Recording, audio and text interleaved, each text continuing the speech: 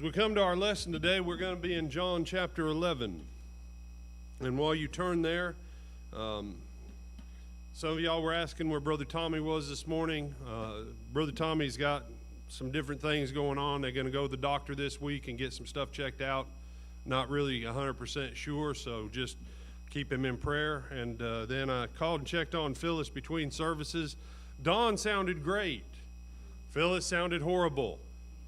And we didn't talk but about 30 seconds because she sounded bad enough that I said, yep, I ain't going to hold you too long. And Dawn, I said, do we need to bring y'all some chicken noodle soup or something? And Dawn said he had it fired up, ready to go for when she wanted it. So that's where they are this morning. So we are glad that you're here. You know, a lot of times we come to the Gospel of John, chapter 11. It's kind of the same lesson every time, right? Jesus is the resurrection and the life. Jesus weeps, and, everything will be okay eventually. And on one hand, that's not a bad lesson. At the same time,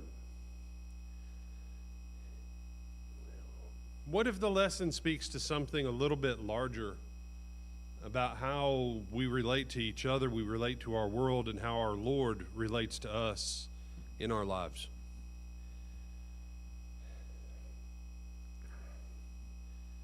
For the most part, I've now reached a stage where when I'm really bored, this can entertain me for like about 10 minutes, and then I want to throw it. Now, I don't, because my wife's like, oh, please do not. Because the phone now, I've reached that place where I'm burned out on phones. I'm burned out on computers. I'm burned out on a lot of things. And I don't know about anybody else, but how much stuff are you burned out on? I'm tired of hearing people talk about algorithms as if algorithms are the end-all, be-all of everything. Well, by this algorithm, da-da-da-da-da-da. Dudes, just shush. We're people, not mathematical computations. And at the end of the day, and I, there's a place for AI. There's a place for AI. It's a tool, right? You can dig the foundation of a house with a really strong spoon. Or you can hire someone that has a backhoe and a loader and a dump truck to haul it away. But somehow people have built this thing that basically, and I had conversation while we were on vacation with a guy, and it was a brief conversation. I said to him, I said, capitalism is actually the most dangerous economic philosophy on the planet. And he said, no. I said, yeah. I said, because when on someone's balance sheet, your value now moves into the negative because you're no longer profitable to them, under a system of capitalism, you no longer have a place or a value to anything. And I said, that's a dangerous place to be.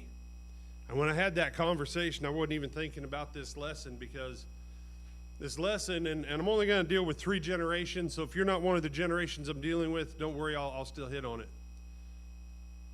If you're Gen X, right? If you're Gen X,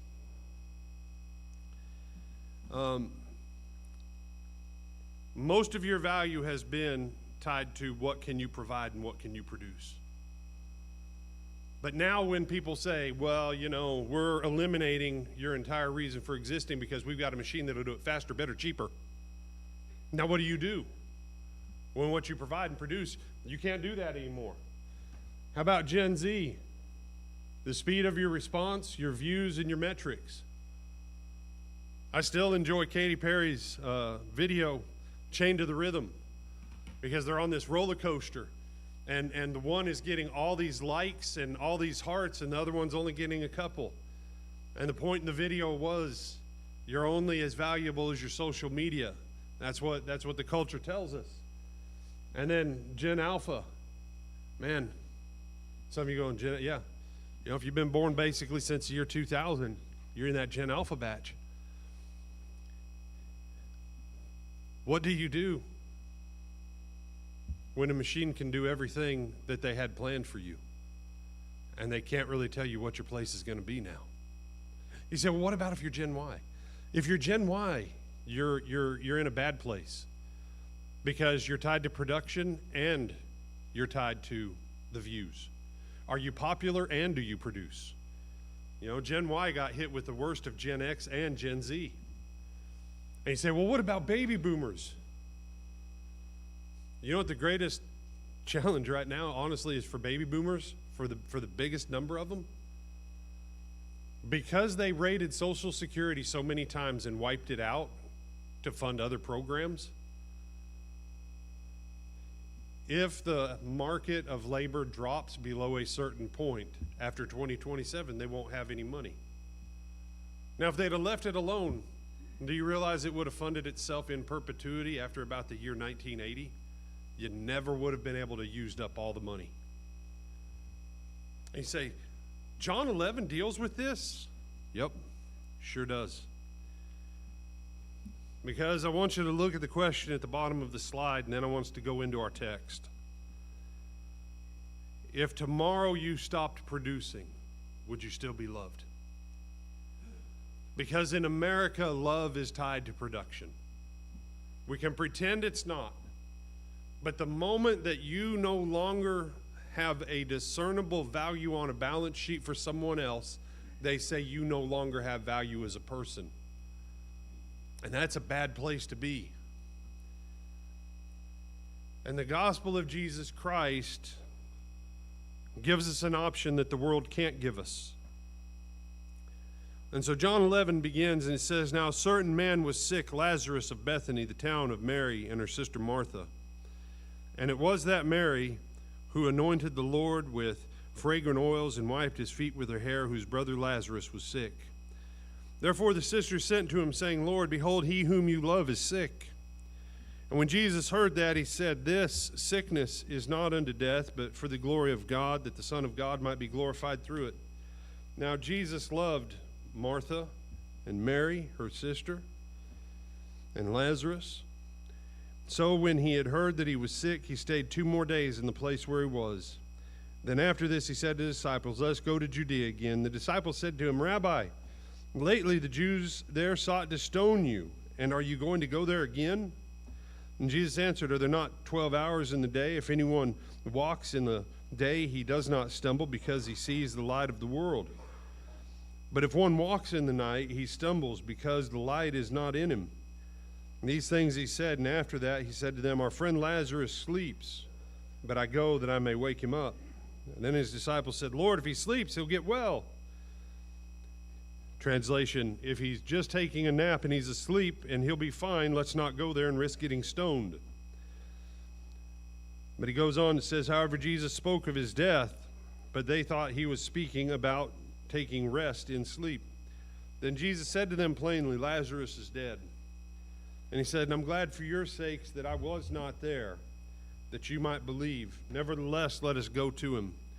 And Thomas, who is called the twin, said to his fellow disciples, let us also go, that we may die with him.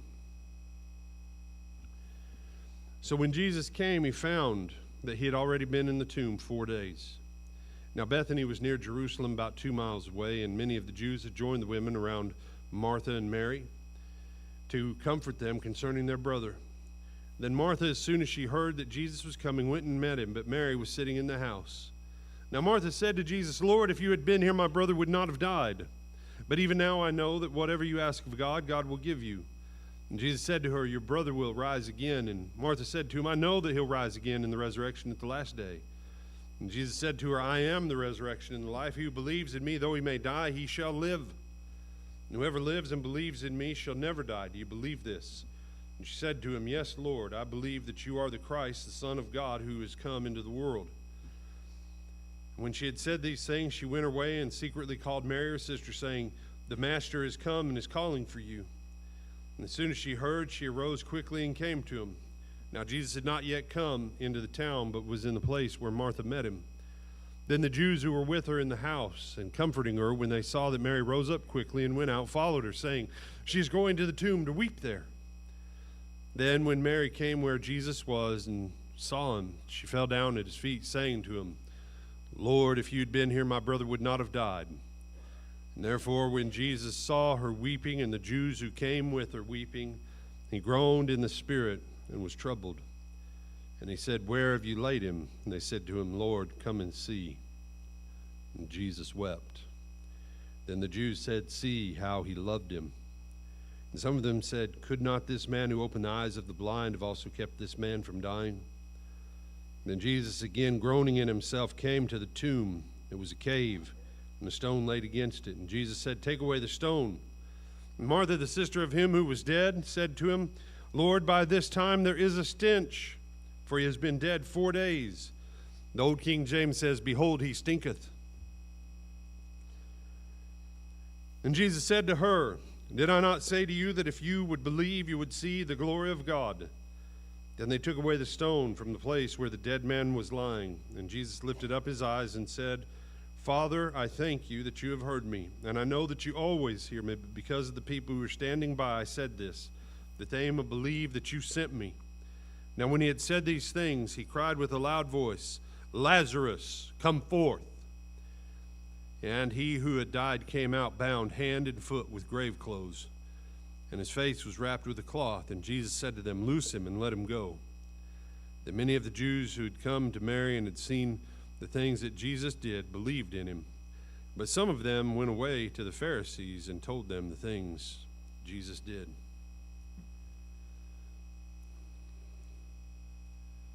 I need you to understand today that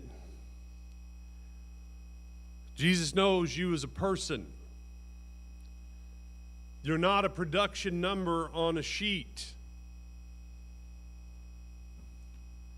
When Romans 5:8 says that God showed his love toward us in that while we were still sinners, Christ died for us.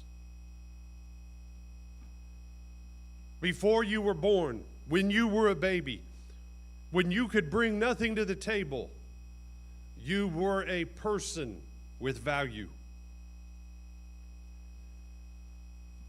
It's an interesting thing that Ephesians chapter 2, everybody likes to quote verses 8 and 9, right? For by grace are you saved through faith. It is the gift of God. It's not of yourselves, lest any man should boast. Then he goes on and he says what? For you are God's workmanship, created in Christ Jesus, in order to bring forth good works that God has before ordained that you should walk in them. That God placed his value on you, God placed his value on me, God has placed his value in humanity and on humanity to the extent that he even came as one of us, and that he saves us when our production level is zero. And that the reason that we do anything for God is because of the grace that was already in place. He knew you as a person. He said to Jeremiah, before you were formed in the womb, I knew you. That's when he calls him. Jeremiah says, I'm just a youngin', I can't do this job. And the Lord says, I knew who you were, Jeremiah. Before you were ever outside of your mama, I knew who you were. And the world has taken us back down to the place that it says, what you do and what you produce is what you are. But the Lord says to us that who you are and what you belong to, or who you belong to, is what's important. The world says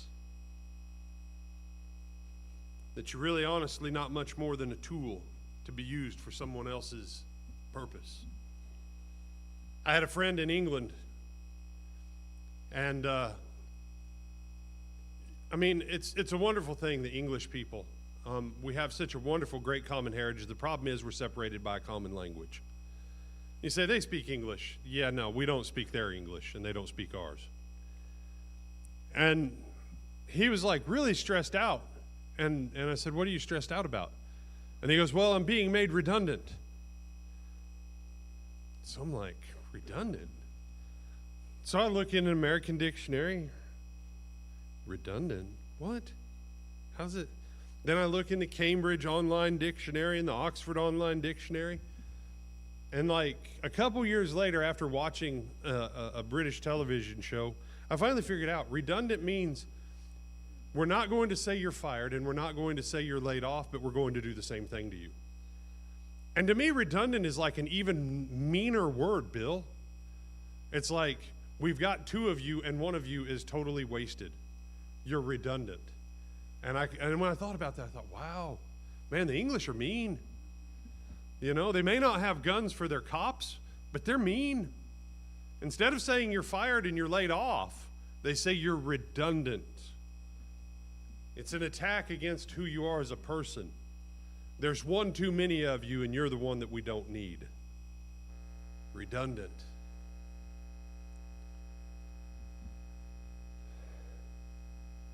The philosophers in years past, and because I know all of you are such fans of Latin, but I know you remember the phrase, right? Cogito ergo sum. I think, therefore I am. The problem with that is how do you know that anyone else is real when the only existence you have is what you think about yourself? You see, thought doesn't make you what you are. What you are is you're a person, and we saw this in class this morning, that the Creator made you. He made you in His image, and He gave you a place in which to function to become the best and highest that you can of what He intended you to be in His own image. And that your existence isn't derived from what you produce.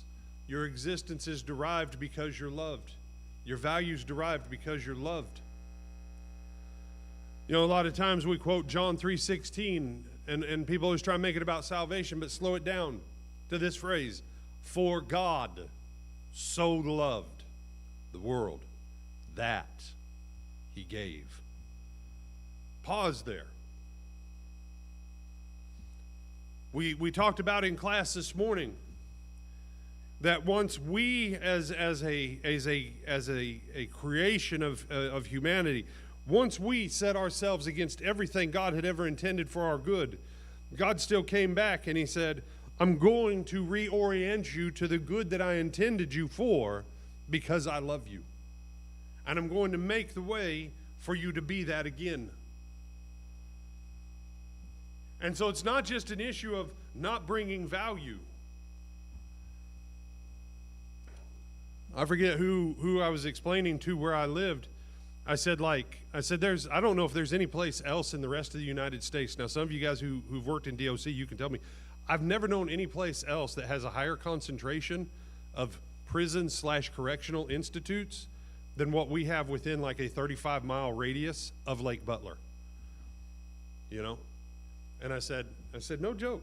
I said, like, within 35 miles of the center of the town, the people behind the fence outnumber the people on the other side of the fence by like somewhere like 4 or 5 to 1 when you start adding everything up. And they're like, oh, I'd be afraid to live there.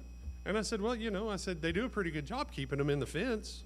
And the weather's really good pretty much all the time. So, you know, it's a pretty good deal. But do we understand that from God's perspective, what we've done to the opportunities He gave us before we were ever saved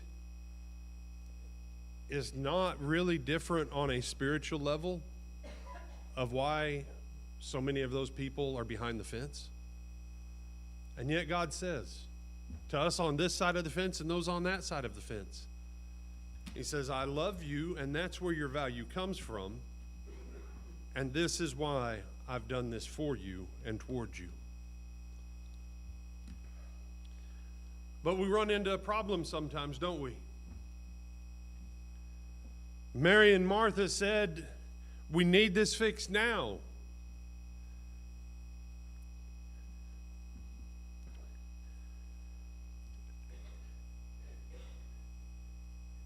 It's interesting when people have problems.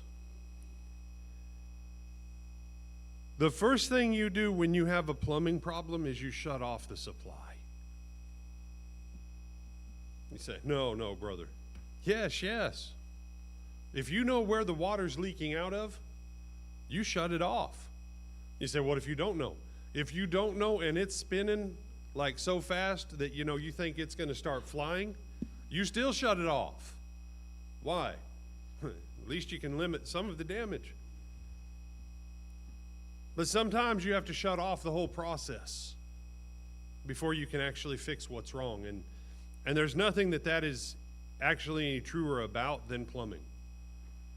For those who remember the wonderful days, and when I say this, I'm definitely aging myself here.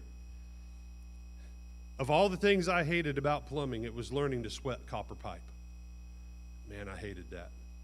I never got the technique down.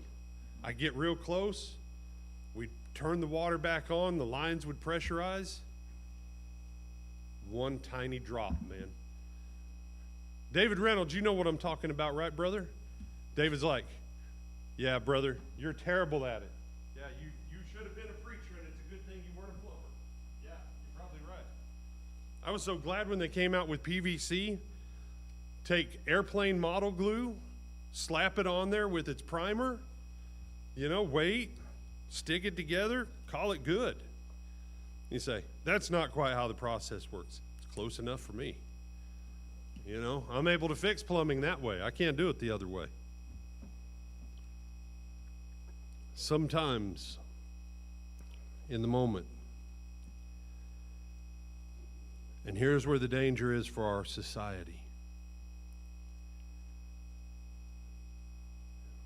We've forgotten the patience that's necessary to fix the core problem instead of always responding to the emergency. When I was a fire chief, the one thing I hated above all else was getting called back out on a fire. We had one rekindle one time. He said, how did you only ever have one during your entire time as chief? We all stayed out there for about 6 hours until we knew every single ember was extinguished. And no one liked me that day on the fire department. So I bet not. No, they didn't. I know they said some things about me that weren't very nice because a couple of them told me what was said about me. But then later on, those same ones that had not nice stuff to say, a couple years later they came back and they said, we hated your guts when you started. I said, I know. They said, but we finally figured out it's better to do it right the first time, not get called out and run the risk of somebody losing everything they own because we didn't do it right the first time. Because when they call you out on rekindles most of the time, it's at 3 in the morning when you can't see anything. But the one thing that I had to teach my guys back then was, just because what you can see is out doesn't mean the problem's fixed. And so much of our culture is geared towards what? Managing symptoms and not fixing problems. And God doesn't want to just come into our lives and fix symptoms. God wants to fix the core of our problem.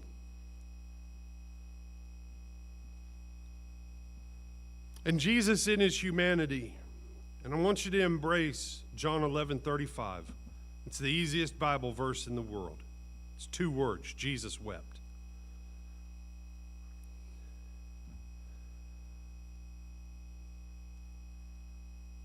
Because our tears move God's tears.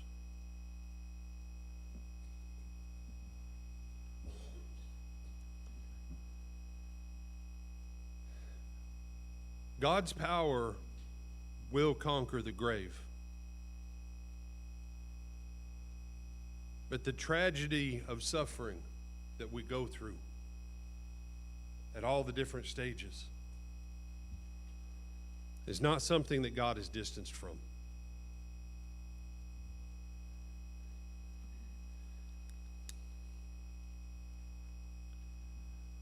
No one was doing anything that day for Jesus except adding to his headache, honestly. And scholars have gone back and forth. Why did Jesus weep? He knew he was going to raise him in 5 minutes.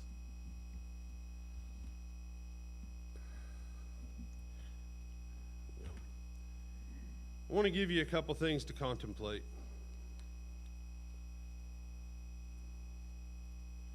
All right. Our text tells us that when he cried out, "Lazarus, come forth." For 4 days he'd been resting in the bosom of Abraham. The last guy we saw that got called up from the bosom of Abraham was Samuel. And Samuel was thoroughly irate with Saul.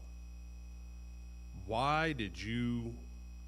And you say, oh no, the Lord allowed Samuel to come back up out of Abraham's bosom. The Lord allowed it. Because Samuel's last word is, you're done, and you're double done. But he was mad because he had been asleep and he had been in a place of rest and he had been in a place of peace and he'd been yanked out of it. But fortunately, Samuel didn't come back fully into this life, but Lazarus did. We don't know what Lazarus' sickness was. But look at what it says there at the end. Look at verses 45 and 46. It says, then many of the Jews who had come to Mary and had seen the things Jesus did believed in him. But some of them went away to the Pharisees and told them the things Jesus did. You know, some people,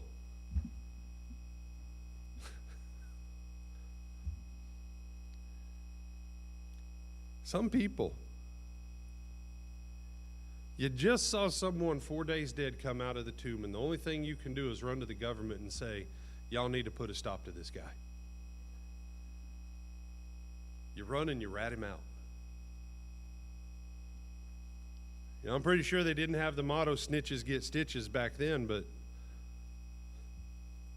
those guys were looking to stitch up Jesus. Their hearts were so hard that the first thing they wanted to do was to rat Jesus out to get him and Lazarus in trouble. And you know what? It worked, because their plan was, let's hire some guys to make sure we kill Jesus and Lazarus. Some believed.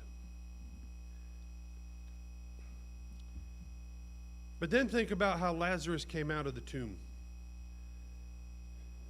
I guess it's probably been 10 or 12 years now, at least.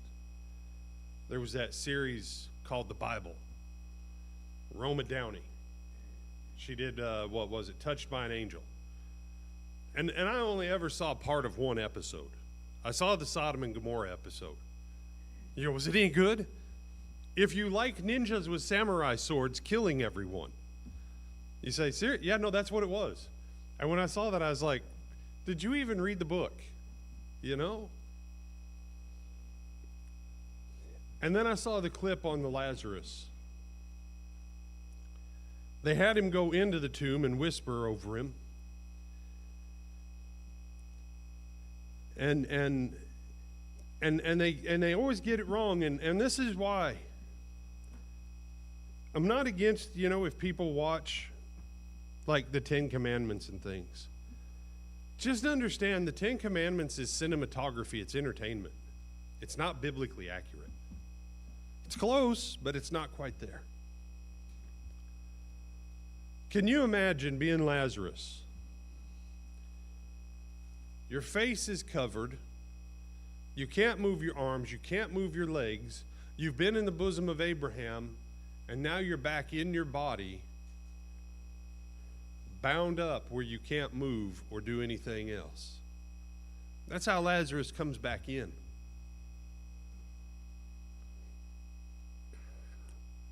I don't have a lot of fears. I hate claustrophobia. Tighten me up, the fight's on. I can't move my arms because the space is too tight. Like a super crowded elevator, I will wait 3 or 4 elevators, or I will walk the stairs. I will not get on an elevator where I can't move my arms. You say, not doing it. When I read that about Lazarus, man, it creeps me out every time. That he came out wrapped tight, so tight, he couldn't even have wiggled himself loose, because the herbs and the spices to give the fragrance and the gum had already started to harden and dry in all the fabric that he was wrapped in. It was like being glued in fabric almost. And so the first thing Jesus says, unwrap him.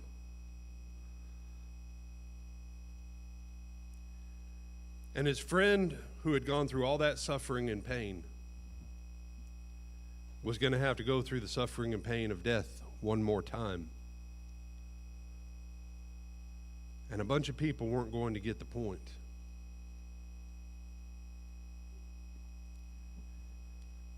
And I want you to understand that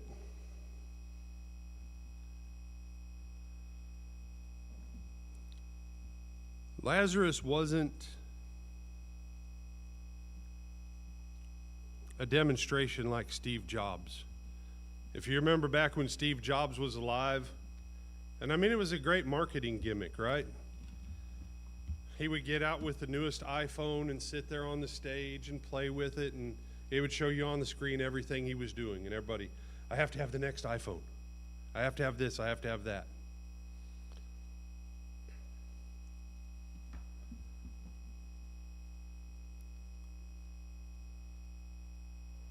Lord, he whom you love is sick.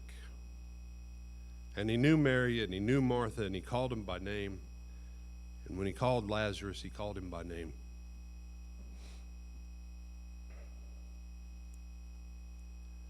If you ask me and you say, Brother Brian, what do you think the next 12 months is going to hold for us in America? Here's my best answer. Everything is so chaotic right now. My best answer is, I have absolutely no idea. Honestly, I don't even have a clue what the next day and a half will hold. Things are so chaotic.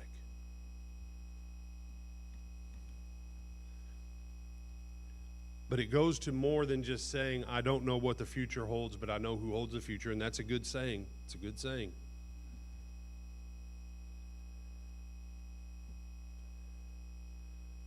But it's the thing of, he knows your name. He knew your name when you could do nothing for him. He knows your name now that he's made you capable of what you're capable for. He loved you before, he loves you now, and he will love you then. I don't know what the world has in mind. I know what the devil has in mind.